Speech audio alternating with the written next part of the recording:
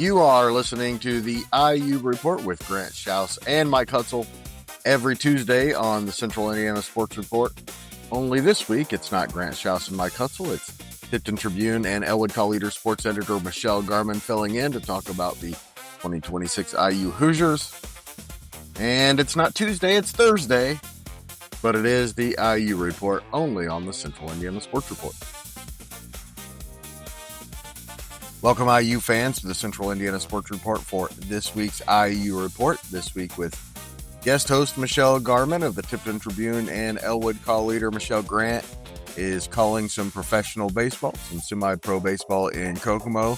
Mike is following his son playing basketball all over the state, so they will be back next week to start talking about some IU football, but you get first crack at talking about, for the first time ever, the defending champions, Michelle. It's hard to believe that they're the defending national champions, undefeated national champions, especially if you're an IU fan who's lived through decades of disappointment. I've always enjoyed college football. I'm really excited for it. I know people sit there and say, oh, basketball, but I'll tell you what, it is different. When your college has a good football team, football is it. Yeah, I've been in love with Purdue basketball all my life, but when they were good at football in the late 90s, it was definitely something different. IU, I think they can become and build off this. I mean, Coach Sig is there if he stays, as long as his health holds out, he stays there, can keep his assistants for the most part, coordinators. I know that Brian Haynes and Shanahan are probably going to move on, be head coaches someday, but maybe not. Haynes may be there until Cignetti steps down. He's got a young daughter, and I think he loves the way Coach Sig is, that Haynes can go home of an evening. You know, he's not buried in the film room. He gets to go home and play with his daughter. So what you're saying is national championships as far as the eye can see. Is that what you're saying? National championship contender for as long. I mean, it's hard. I will be the first to admit winning a national championship is not easy. We should mention, Michelle, that we are outdoors at beautiful Tipton Municipal Golf Course. Too nice of a night to not sit outside, so if there's some background noise, that's why. You and I are going to go through this year's depth chart and look at what to expect from each unit and what we expect from this team, Michelle, as you fill in here for Grant and Mike. Greg, I think the one difference you see with Cignetti coming in, of course, NIL has something to do with that, and being able to find the investors is IU has depth. They were able, if you look at the injuries they suffered last year, they overcame those injuries. They had some star players miss games and, miss parts of the season, and they still went 16-0 and won the national championship.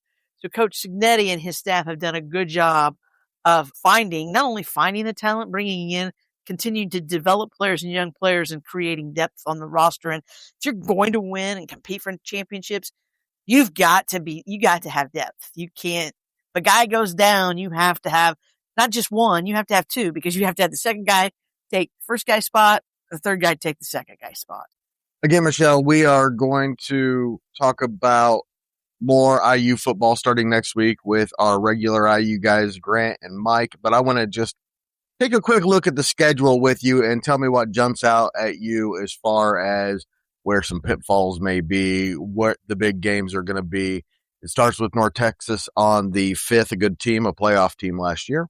And then you go Howard, Western Kentucky, first Big Ten game, Northwestern. And then you go to Rutgers and Nebraska at home against Ohio State, at Michigan in back-to-back weeks. Minnesota at home, USC at home, at Washington, and then the Old Oaken Bucket at Bloomington this year. Let's start off with the North Texas game. I'm not sure if everybody's aware, but North Texas has a new quarterback. It's Tavion Jackson. So who started his career at IU, and he is the younger brother of Trace Jackson Davis. He won't be a stranger to Memorial Stadium. Y'all just have to understand that he'll be a stranger to that kind of environment, though, in a season opener. For those that don't know, IU has sold out in season tickets for the season. Other parking lots are sold out. I think the atmosphere is going to be electric at those football games all year. How many games are you planning on going to? I like to watch on my TV. You know what? I'll be doing is I'll have my phone out when I'm watching my great niece's soccer games or my great nephew's baseball games on the fall baseball league and in her travel soccer, wherever I'm at, I'll have that on and be watching IU football. It's what I've done for the last couple of years. I think the schedule, it's definitely should be their most challenging schedule, especially at the Big Ten level. However, what people don't understand when you looked Sig's first year and you looked at that schedule and you were playing Michigan and you were playing Washington, the two teams that played in the national championship the year before, you had Ohio State on that. It didn't look like IU would just go through and only lose one game. What I like about what Sig said, and I don't know if you've seen it, Greg, an article where he said that he coaches with a chip on his shoulder and there's something about every team on his schedule he hates that he can use to find to motivate. Not only him motivate himself, but use to motivate his coaches and the team. So I just think the man he's a one of a kind. And I just feel so blessed that IU got him. 2 years at IU, and again, not an IU fan here, just the host. One of the all-time great coaches. You can say that in 2 years. Just what he's done at IU in 2 years. And everybody goes, and they talk about the lack of 5 stars. 5 stars don't always win you titles. He won it with IU football players. Now imagine when he gets his players in, what he's going to do. It's insane. I know, and I know he got some JMU transfers, but what I like about Cignetti, he finds the players that fit his system. He's not going to go out and overpay. He knows what he's got NIL budget. He knows his NIL budget isn't as good as Notre Dame's, isn't as good as Alabama's or USC's, Texas, but he's going to go get the guys that fit that system, bring them in, and then his coaches are going to develop the heck out of these kids. That's right. Coach them up. And, of course, we have to start at quarterback because a new quarterback, Josh Hoover, will be replacing the Heisman Trophy winner. And, Michelle, my years watching college football, I don't know if he's going to be as good a quarterback as Fernando Mendoza, but he's every bit as talented a quarterback as Fernando Mendoza. I just hope people understand and they don't expect Fernando. Fernando is a very compelling, unique individual. I mean, the young man he's just an amazing person. He came in and he showed, because he was talented at Cal too, but he shows what being in the Cignetti system does. You know, Curtis Rourke the year before, that system is made to make you even better than good. I think Josh Hoover will be fine as long as he makes sure he doesn't feel pressure to compare himself to stats or whatever. And I don't think he will. I think he is going to be thrilled to finally have I know, sorry, TCU and UTCU fans, but he's going to be thrilled to finally have a great offensive line in front of him. And he's going to be thrilled to have a good running game to support. And then, my gosh, the weapons he's going to have to throw to. I still don't think, I mean, they're getting more respect, but I don't think people realize just how good that wide receiver room is again at IU. Here you lose Surratt, you lose Cooper, and you lose Williams. But guess what? Becker's back. You bring in Nick Marsh from Michigan State, who is dynamic. Then you have Tyler Morris is back. You know, he started out the transfer from Michigan. He got injured and he missed last year. And then you've got Davian Chandler, a Lawrence North product, who's a sophomore, who Coach Sig has said he was real impressed with this spring. You've got another transfer they brought in, Shaz Preston, who, from what I've heard, is pretty dynamic. He may end up being like a return guy. And then you have Bond, another guy who caught passes last year, came in. You have Great to my eyebrows as a freshman. Yes, you have 6 really talented wide receivers. And the question is going to be at tight end, where it's 3 freshmen replacing a really good one. It is. Now, Brock Schott is transferred in. I think they'll be all right.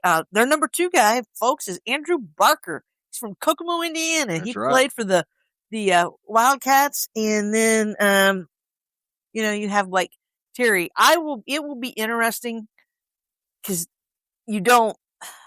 what we've had at tight end the last 2 years when Horton came in year 1, and then you had Riley Nowakowski. he was huge in their big games, both as a blocker and as a tight end. And, he moved up in the draft boards and for good reason. Yes. And I think Pittsburgh Steelers and I think Aaron Rodgers coming back this year is going to really enjoy having a Riley Nowakowski in there. He's smart. So that's tough to replace. It is. That's the unproven. I think you will do its best to make for that, but we may see a few more total 4 wide. We may see more 4, possibly 5 wides on the field at times instead of the tight end. We may see one of the running backs go in and slot into there and kind of run those same kind of routes. That's the other thing. The running back room, again, is loaded. Boston College transfer, Turbo Richard. You have Martin, who I thought as the third string running back was tremendous last year. And then you have BB, who got injured early in the year last year. He was, he may have been slated. Fully good third string running back. It is a very good third string running back. Behind what you talked about, there's some unproven parts on the offensive line, but not really. It might be the best offensive line. They returned 4 of their 5 starters, and they're all there. And they had 5 guys with starting experience. I mean, they're returning 4 solid starters from last year's offensive line. They lost Coogan. They're moving Bray Lynch over to center. They brought in the lineman from Wisconsin, I believe, and he is going to slot in at guard. And then he's got the best left tackle in the Big Ten. He was the offensive lineman of the year in the Big Ten, and Carter Smith. And Drew Evans, who has really made it back for the playoff run last year at guard. He's really good. And then they have the Najani, who started last year, and he split time with Khalil Benson there at the end of the season at right tackle and coming in and out. And he's also played some guard. Then they have a Wilkin that's a redshirt that got some time last year, and another guy that's got some time. I mean, clearly potential to be the best offensive line in the country. Oh yeah, Bob Bostad. It might be just because Bob Bostad may be the best, if not the best. He's one of the top 3 offensive line coaches in the country. And I'll tell you what, I know Wisconsin's very sorry to have lost Bostad.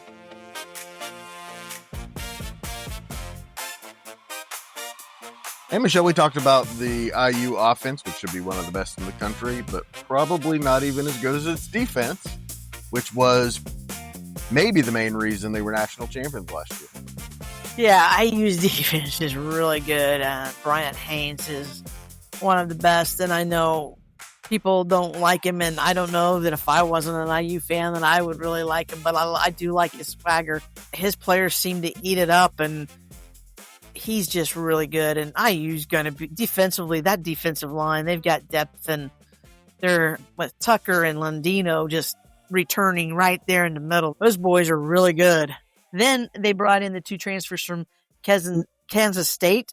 We're going to call him Chitty, which is Chitty Obizer, and Toby Osunasami. And I'm sorry, guys, if you hear me, anybody hears me, and I'm butchering these names. Here for their Chitty and Toby. Yes, that's right. Chitty and Toby. And Chitty is real. He had a lot of high marks, and he is one of the better guys in the portal pass rushers. And we know how IU's defense likes to create chaos and gets to quarterbacks and pressures them. That's on the line. And right behind them is another transfer, another Notre Dame transfer. You had is Josh Burnham. Smart in there. And then you have Daniel Nodowicki. He started when they went down, and when they had that last big injury, he came in and he played well. And they just replace bodies. They're just so good at that. And then, of course, behind them on the defense is 2 of the best linebackers in the country. Yes. Elijah Hardy and Isaiah Bones Jones. And Jones created a lot of havoc last year. He's going to move over and fill Aiden Fisher's role. And I don't think they'll miss a beat because they both had a lot of snaps, both got in a lot of sacks. Where they might miss is Aiden Fisher just had a tremendous nose for the ball. I do think Bones Jones kind of has that same nose for the ball. He also ran the defense. Yes. But Jones is going to be tough to replace. Yes. Well, Jones gets the green sticker this year. And so, the game when Fisher set out, injured the knee early in the UCLA game. Jones took the green dot then, so at least he's had some experience at that. And then they have Jeff Utzinger and Caden Turner. Caden Turner had snaps last year on defense. They have the Ryland Gandy behind him. I think the biggest question mark people have is that secondary. Got a couple of really good pieces we're sure of. Yes. Sharp and Farrell. No. And to be honest, Farrell really put up better numbers than Moore did last year. I mean, Moore, don't get me wrong, Moore was important. And of course, we all know about D'Angelo Pons. That he's going to be tough to replace. He will be tough to replace. Yes. But you have what they did was they went out and they brought in transfers to do it. Harris from Penn State, AJ Harris. And then you have Preston Zachman also came in as a transfer. And then you have Byron Baldwin, who also got snaps last year and experience. And they were really high on him. And he was a true freshman last year. I look for him to make a step up the way some of these kids do under 6 programs. I just think then you have a Jalen Bell in there. You have some guys, 3-4 star recruits that are going to be behind him. Now, Sig will tell you he doesn't like to play a lot of freshmen because the system they run, but if you earn your spot, if you earn the time, you're going to get out there. I just really like it. And IU is finally athletic. That was probably the biggest difference in IU's defense from year 1 to year 2, Greg, was the speed. They got faster and more athletic on defense, and they're continuing to do that. Michelle, we talked about the offense. We talked about the defense. Clearly, this is one of the top teams in the country. I'm going to get your expectations for this team here in just a second. Before we do that, going to have one of the best kickers in the country, but a lot of turnover in special teams. Yeah, Nico Radicic has been Mr. Reliable. Punter, I'm all right with. They brought in Billy Gowers from Hawaii, who I think he had phenomenal punting average. It was over 40 yards, some around 50. That's good. Patty McTeer, we should point out, a redshirt senior who will be the kickoff specialist, the backup punter, and the backup kicker. So he's going to be valuable as well. He'll probably be the long guy. Last year, had the kicker, the kickoff guy was the long field goal guy who kicked a 58-yarder in Oregon. The first time they played him out in Austin, it was a huge field goal, the long guy. And I think that is what McAtee will do. McAteer. Punt returners, kick returners, Tyler Morris, Turbo Richard, LeBron Bond, Shaz Preston. The one thing about IU and Cignetti, he wants his best players even playing special teams. People don't realize Charlie Becker was on the kickoff team last year, not necessarily kickoff return. He was going down there and he was making tackles because was one of the best athletes on the team, and that's what Sig will do. It's all about mastering and not getting beat, not having weaknesses. Everybody stay tuned for a little bonus. We're going to talk about last year's IU players in the NFL here in just a minute. Last question for the IU report, though, Michelle. Do the Hoosiers repeat in 26-27? Well, things have to go right. And one of the things that has to go right is, don't get me wrong, I think Grant Wilson, he's got a lot of experience, and I think he could run the system. He can run the system, but I don't know. He won't be able to do all of the things that Josh Hoover can do because Hoover is he's an outstanding athlete. But if they stay healthy, they'll be in the hunt. It's so hard to repeat. I would love to see him be back-to-back. I can't remember the last back-to-back national champion in football.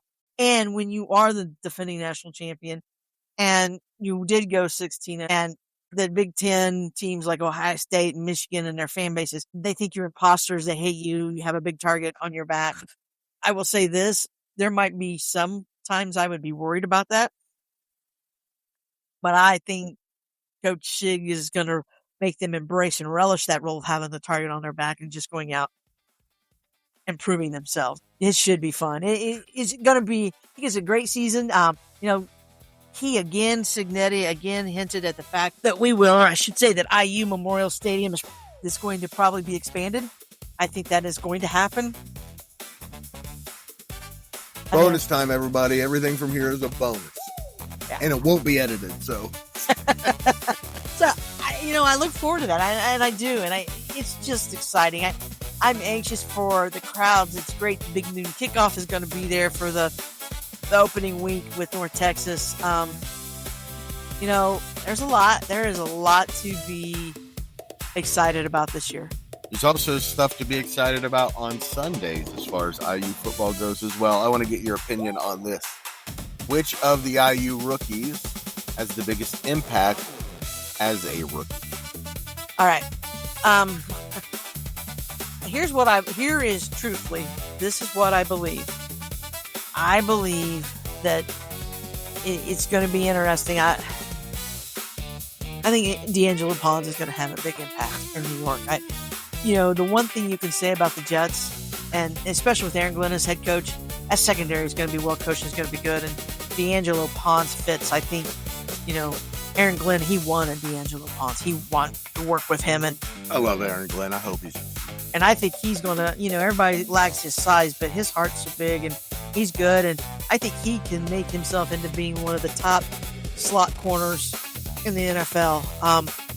Will and I had this debate on our weekly talk show, our debate prognostication show, which IU player would have the biggest impact, and my answer was Elijah Surratt.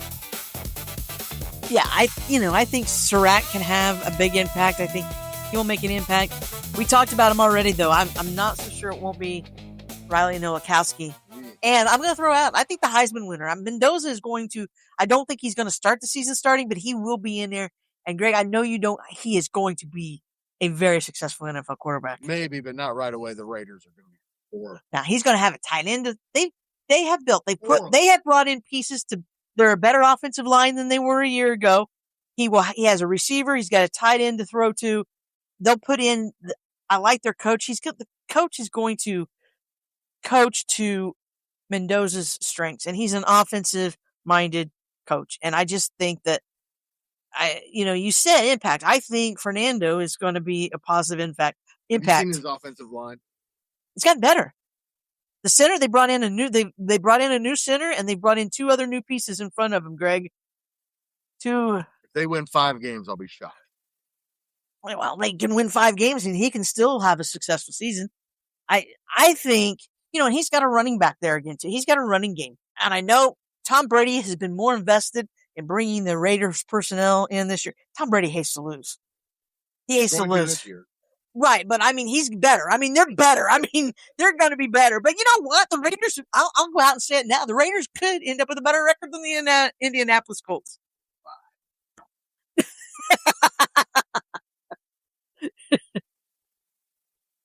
I doubt that, but it's fine.